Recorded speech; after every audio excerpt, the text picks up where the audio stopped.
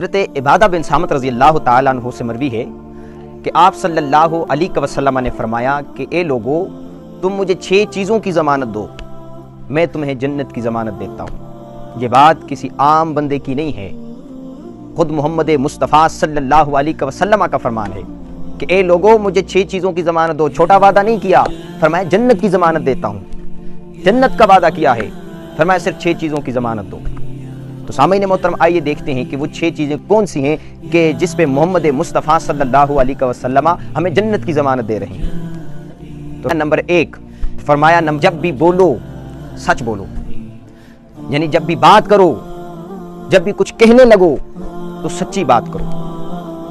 تو سامعین محترم، آج ہمارے معاشرے میں ہر بندہ ذرا اپنے گریبان میں جان کے تو کہیں نہ کہیں وہ جتنا جھوٹ کو اہمیت دیتا ہے اتنی سچائی کو نہیں دیتا۔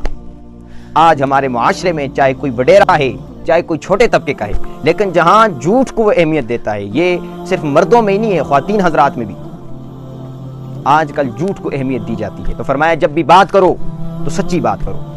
نمبر 2 فرمایا جب بھی وعدہ کرو، جب کسی سے عہد کر لو تو پھر خلاف ورزی نہ کرو، پھر اس عہد کو توڑو مت۔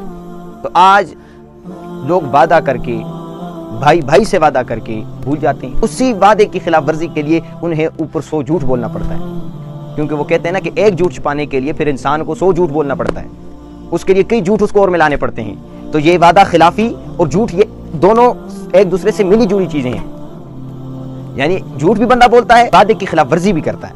تو فرمایا جب بھی وعدہ کرو تو اسے پورا کرو۔ تو نمبر 3 فرمایا امانت میں خیانت نہ کرو۔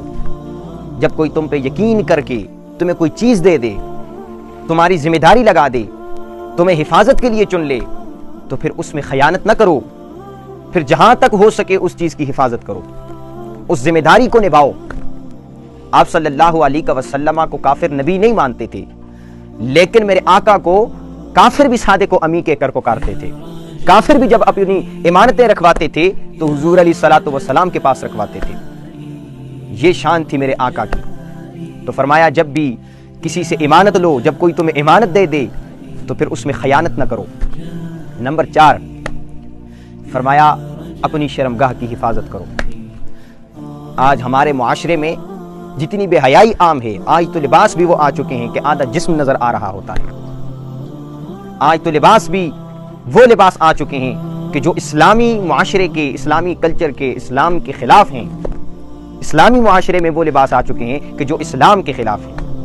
لیکن چلے میں اس پہ زیادہ بحث نہیں کرتا، بات لمبی نکل جائے گی، میں سمجھانے کی حد تک صرف سمجھا رہا ہوں، آپ سمجھ رہے ہیں کہ میں کیا کہہ رہا ہوں۔ تو فرمایا اپنی شرمگاہ کی حفاظت کرو۔ نمبر 5 حضور علیہ الصلوۃ والسلام نے فرمایا اپنی نگاہیں جھکاؤ۔ مطلب کیا ہے کہ جب بھی چلو، مرد اور خواتین جب بھی چلو، بازار میں جاؤ، رستے پہ چل رہے ہو تو اپنی نگاہوں کو جھکا لو، تاکہ کسی مرد کی نظر کسی غیر محرم عورت پر اور کسی عورت کی نظر کسی غیر محرم مرد پر نہ پڑ جائے۔ کوئی مرد اگر اندھا بھی ہے، کوئی عورت اگر اندھی بھی ہے تو دوسرے کو تو نظر آ رہا ہے نا۔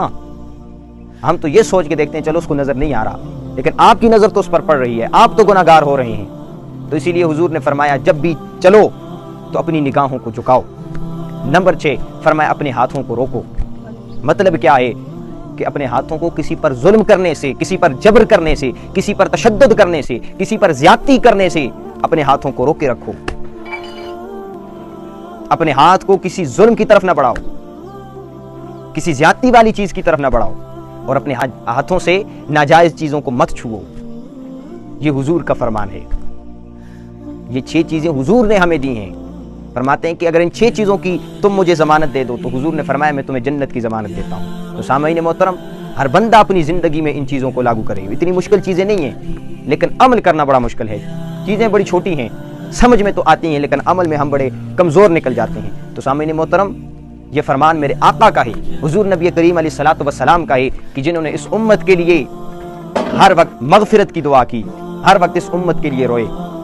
تو سامعین محترم، ہمیں بھی چاہیے کہ ہم حضور کے فرمان کو سن کر اس کو لوگوں تک بھی پہنچائیں اور پھر اس پر عمل بھی کریں۔